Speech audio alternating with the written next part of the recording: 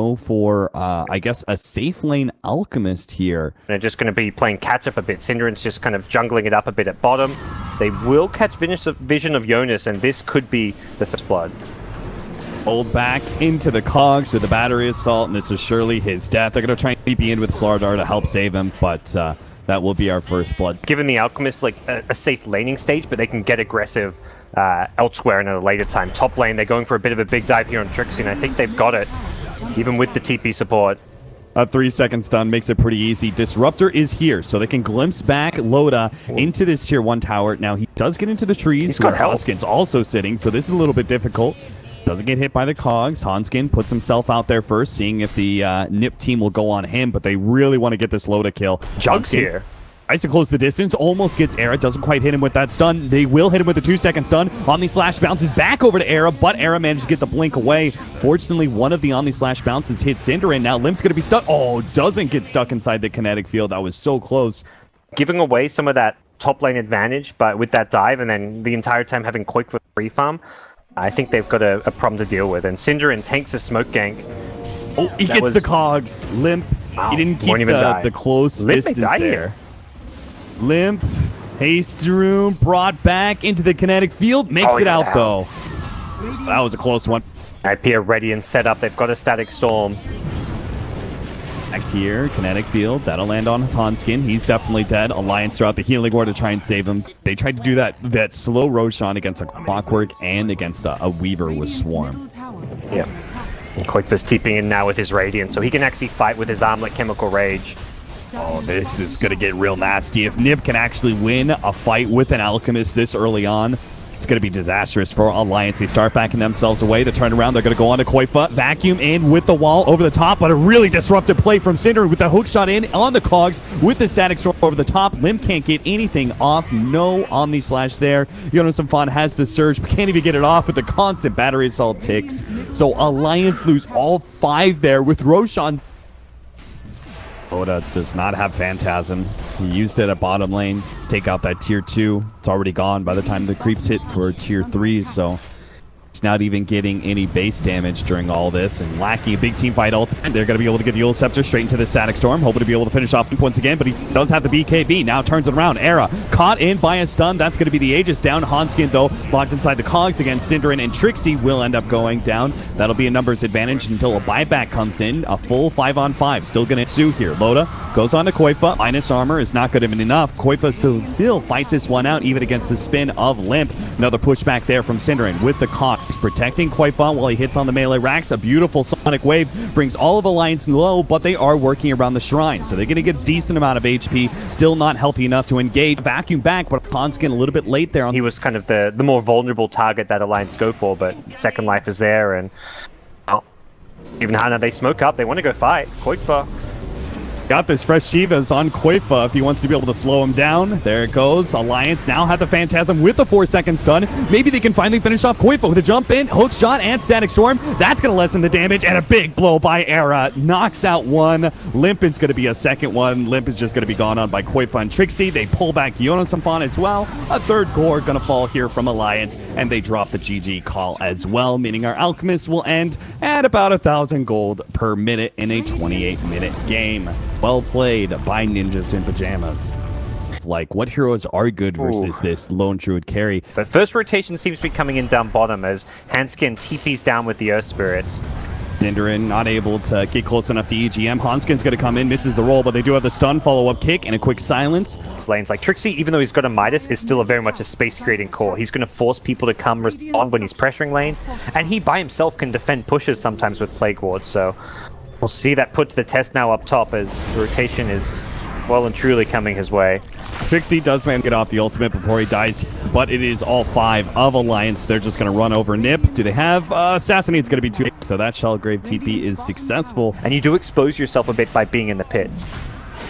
They are going to be able to take Roshan in time before Synderen can be there. Synderen actually not even throwing out the crush, tries to back himself away, but gets hit by the kick from Hanskin. They get 2, now a third. Hani goes for the Shellgrave TP out, but he's still hit by the Assassinate. That mini stun will stop him from TPing out, and there was also the swap. Doesn't land it though.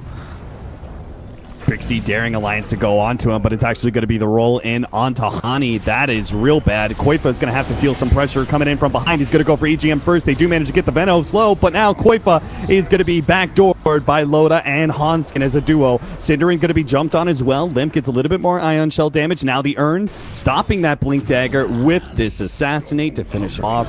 Looks like Alliance will come out ahead unless Era can turn this around. He managed to get the kill onto Limp, but that's still just the Aegis.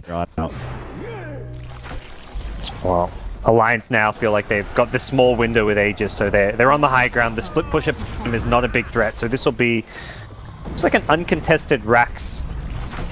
Yep. They kind of jump out. Trixie's been silenced, pulled back there. Looks like they're going to try and get him before he can pop his ultimate, or at least be out of range. They do get the Shallow Grave, Shrine, and Assassinate is not going to be enough. He will they get can cancel TPs, they may get Rax at bottom. Yeah, Quick's right down there, he's on the melee Rax. Limp is keeping all these Blink Daggers back. TPs are coming back. The melee Rax. Oh no, you're out of range. Go back in, Koifa. He's going to be able to get suicide it. For Sandra jumped out. All right, he's got it. TP out. Hanskin, Assassinate is going to be able to make that mini stun. He's going to try and juke out, but he does have the Yule Scepter back over to top lane. Do they catch anything? Loda, he's not going to be able to TP away. Doesn't even have one. They do manage to get the stun onto him. Era has the Reaper Sight. They're drawing closer and closer. Loda just cannot be allowed to heal up here, and it looks like they got him dead to rights. Now Koifa, he's going to burn out from the Urn. There it goes, and that just leaves EGM. The final fish to be caught. 100 seconds on the Lifestealer. Kite it around. Speed is of the essence here. Limp is going to be jumped on here. Trixie, Yule Scepter, nice two-man crush out there. Get a little bit of an exit. The swap back onto Cinderin. That looks like that should be a pick-off with a Shallow Grave there.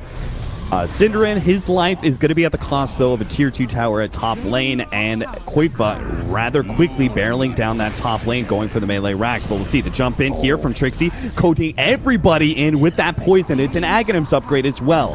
So Alliance are going to be feeling this burn in the next few seconds. See if NiP can actually do much. They're trying to buy back, trying to stop anything of these melee Rax are going down, or at least catch somebody on the way out, because Koifa is beginning to work on that one. Nice vacuum. Oh, there goes the Reaper Sight, but it's not enough. Now the cheese being eaten up, and Era, he's silenced up. He's going to lose his life unless the Shallow Grave can save him. They need a little bit more heals coming out, but the Assassinate, oh, not quite enough to finish him up, but Hanskin will claim the kill. Trixie also going down. Hanskin actually almost blinks into him, rolls upwards, thinking that Cinderin had backed away, but Cinderin just goes deeper into position. Don't get caught now, though. Oh, rage creep. He spotted him.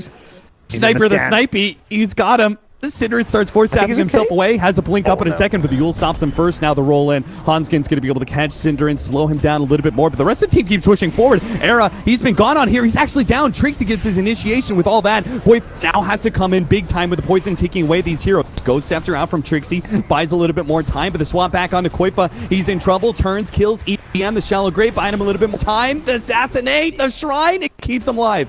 Want to try and finish this up in a 2-0. They're going to have to fight through Mega Creeps and against an incredibly farmed Alliance crew.